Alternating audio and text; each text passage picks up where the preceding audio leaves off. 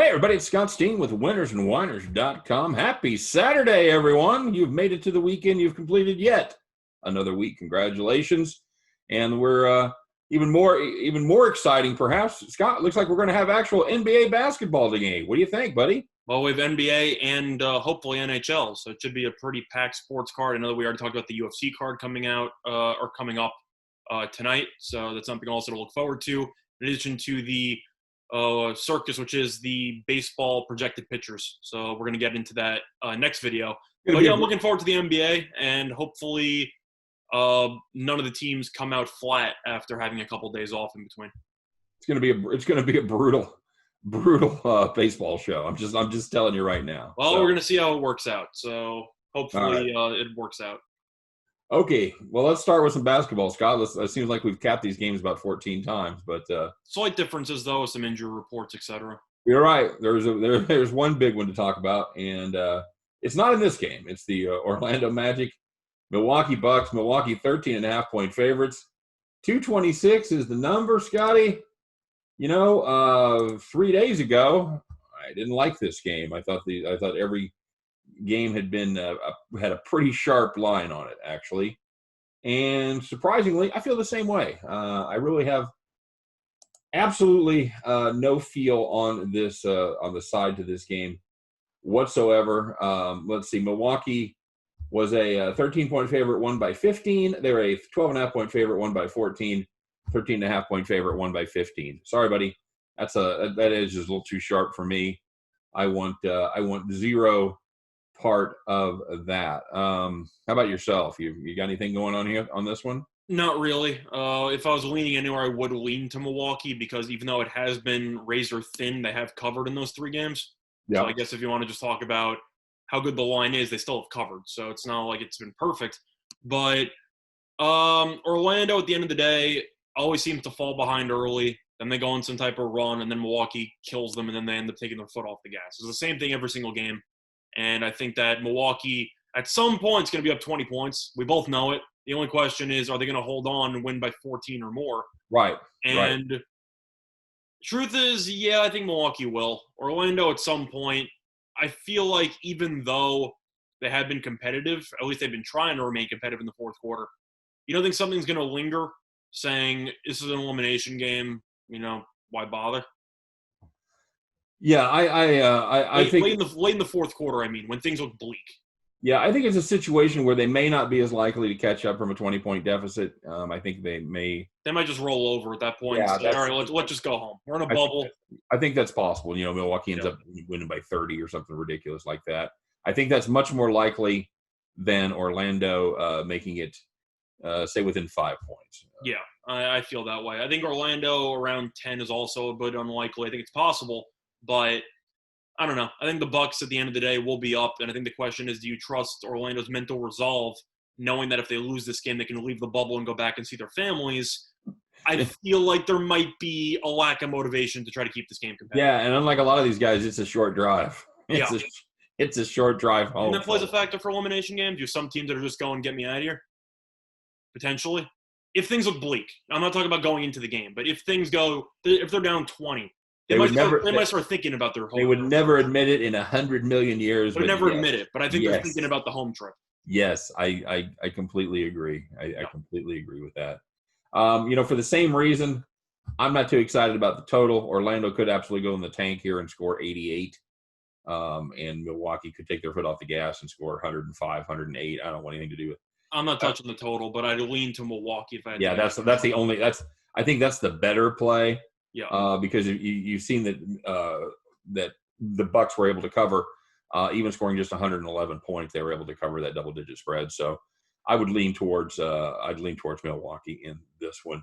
Mm-hmm. And now, Scott, the game that is probably everybody is most excited about is the return of Russell Westbrook to this Houston squad as a Houston-Oklahoma City square-off. This game has gone from 3 to 5 in favor of the Rockets. And total there is 227.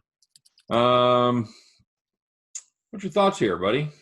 So, first of all, just to talk about Westbrook, it's not official that he's going to play. He's currently expected to play. Correct. He was questionable for Game 5, and then you had upgraded to probable. Yeah, and then you had the couple of extra days for him to fully get healthy. According to reports, he was very explosive in scrimmage. So that seems to me that he's relatively healthy, at least healthy enough to help his team tied in a 2-2 series, which explains why money has come in on Houston. Now you say it's not for sure. Would you want any part of? I'll give you 5-1 that he plays.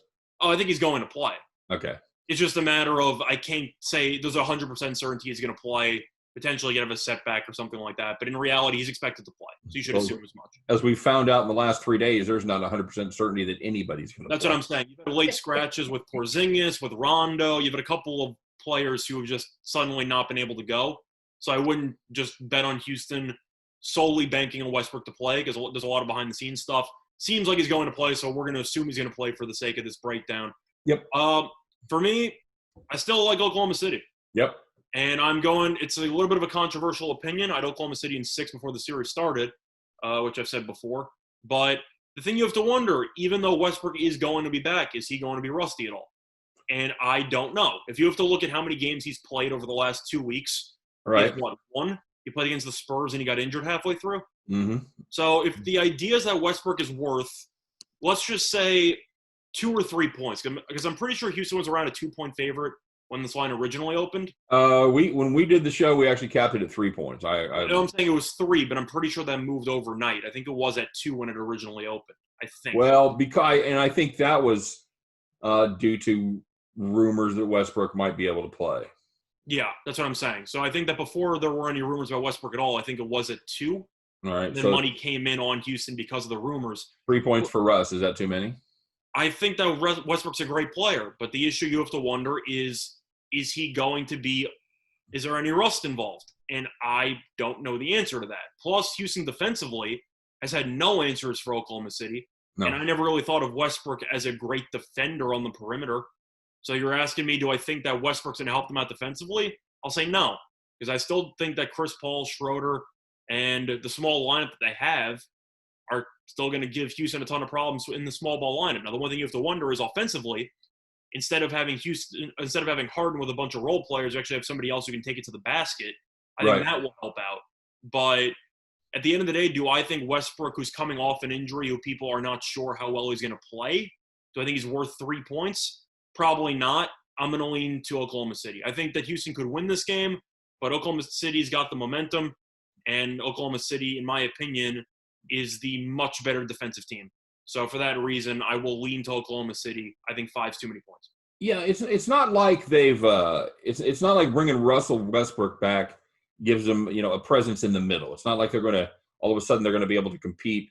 With this, it's still a small ball lineup. Of course, Westbrook's a good rebounder for a guard, but I do agree with you. Steven Adams is just a matchup nightmare when they ever use him, and then Oklahoma City goes small. And Houston's had no answers when they go small. So I'm a little bit concerned defensively what the game plan is. Yeah, I'm not sure Westbrook is going to help answer that equation about what happens if they go small. He might help with rebounding, but I do agree. All right, so you're also leaning Oklahoma City?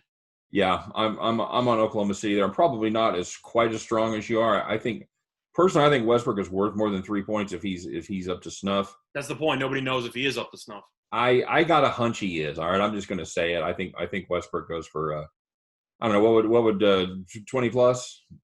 Do you think he has a minute restriction or no? No, you think that he just goes out for 35 minutes? I do. Then yeah. I think somewhere around 27 points, give or take. Okay. Sounds about right. Yeah, and I think that would indicate that he's close to full strength. He could easily come out and say, oh, yeah, he's going to play, and he'll play 15 minutes, and then half the people feel like they got screwed because they took Westbrook assuming that he would play a full load, and he did not. So it's also another factor. You don't know what the minute restriction situation is going to be. I agree. Right. I think if he's going to play, I think he's going to play. Yeah, I agree. 30 plus, but that's also another factor that makes betting on Houston based on the expectations a bit of a slippery slope. Yeah, this is a game that's kind of it's definitely fraught with some question marks. It's not a slam dunk, if you'll excuse a basketball pun. There has been money on the over, though. It's gone from 225 and up to 227, which I think is solely based on Westbrook. Sure. So I think if you want to lean in that direction, you could lean to Houston team total over or lean to Houston on the full game over, which makes sense to me. I still have an issue with Houston in the fourth quarters of games when it comes to overs because they completely go into ISO ball and they have some of the lowest fourth quarter scores in the league. Yeah, and they're also the worst team in the league against the over. They're constantly but if you over. watch, what I'm saying is if you look at Rockets games, I do agree with you. Their first halves are very high scoring, and their second halves are extremely low scoring. It seems to be the case almost every game they play.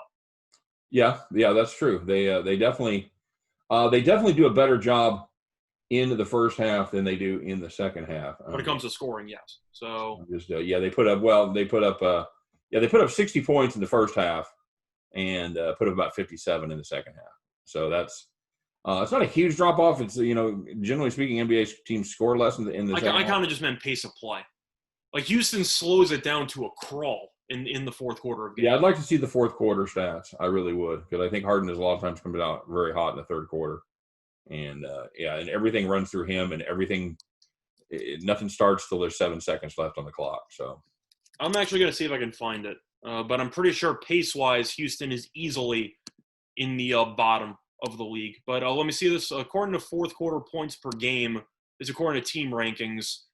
Houston is, where are they at? It says they're ninth. They're averaging 27.9 points per game. Okay. In the fourth quarter, I should say. Which that would indicate that means they're scoring 30 in the third quarter. It's pretty good, but when Houston's second in the entire league in points per game and they're ninth in fourth quarter points per game, then there is some type of drop off. Yeah, and the thing is, that's the problem. They're still overbet. They're still overrated as far as their over-under total. I still think it's worth taking overs in Houston games than just betting unders live before the fourth quarter, and then you get a nice middle in between.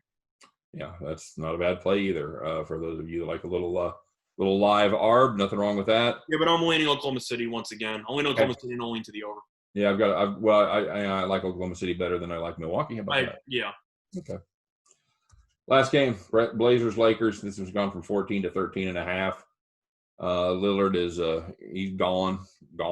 He's out of the bubble. I've got a premium play on this, and I don't really. So do I. So I don't really want to talk about it. But okay. Fun fact: if you're worried about Lillard coming back, he's not in the bubble. So I just literally said that. I'm just saying. So since we have nothing else to talk about, I'm just going to repeat what you said and just pass it off as my own. But that's what your videos are for, sir. Yeah, for the sake of the actual matchup itself, I know we're not going to give out our actual plays. I think we both agree that Portland probably won't survive much longer on the bubble. We're going to leave it at that. That's all I'm going to say. From a money line perspective, I think that the minus 1,300 on the money line or whatever it is, yeah, I don't think Portland's going to survive much longer. Yeah, so in other words, you would not put your money on Portland plus 700 on the money line? Believe it or not, no. I would not. Let's talk about that total, because the Lakers defense has been really good. So Lillard's gone. It changes the complexion of the game, and it also, we talked about it a little bit on the show, I don't know, whatever that was, a year ago when we first talked about this game, about the fact that Lillard started off playing decent defense, but has really not played well the last couple of games. So it actually could mean fewer points for the Lakers. And I think there will be fewer points in general, because not just for the fact that defensively you can make the argument that maybe Portland will improve. I think the stronger argument is that Portland's offense is going to be a disaster without Lillard. They've got some capable shooters. But if the threes aren't falling, I don't see what this team does. But the main thing is that Lillard also has the limitless range ability to shoot it from like 35 plus. Which that's true. That's true too. With him not there, you can kind of just, I don't want to say pack the middle, but the Lakers should be able to do a much better job of actually recovering and clogging up the middle when Lillard isn't a threat to bomb it away from 35. Yeah, I agree. You don't have to play out. You don't have to play out as far and free up the middle. Yeah, I agree with that. Yeah, so I think Portland will struggle offensively. I'd play the under there. Yeah, that would be my lean as well. And I know that's I hate to go with the public, but I know that's where the money has come in as well on the under 223. Yeah, I expect that to close around 221.5, give or take. Yeah, I don't see that. I don't see it going up. I really don't. So, all right, there you go, bud. That's a basketball show. So we're excited about having the games finally getting going again. Good to have them back. Good to have you think the bubble game is so stupid. I hate them. And then like all of a sudden they're not there, and you're like, I kind of miss. I got nothing else to do. Yeah. I know. Mm-hmm. I got nowhere else to go. I know. I was watching hockey, and then hockey also had a brief shutdown, and I got PTSD from like 4 months ago, back when COVID first started. There was nothing going on. Mm-hmm. All right, so that's the NBA show, everybody. Thanks very much for tuning in. As always, stop by. Check out winnersandwhiners.com for deep dives into each and every one of these games. You want to find out, you want to lift the hood, pull the plugs out, and see what these games look like. Winners and Whiners is your place for deep dives into these games, but not just these games. Every game going on in America every single day. Winnersandwhiners.com. Get over there, know it, love it, live it. That's what I'm saying to you. And for myself, for Scott Reichel, for all of us over here at Winners and Whiners, we appreciate you stopping by, checking out Today in Sports Betting NBA style. Hey, don't touch that dial. Just click on that next video. Scott and I will be back taking a look at Major League Baseball right after this. You guys take care. Have a great day. We'll see you next time.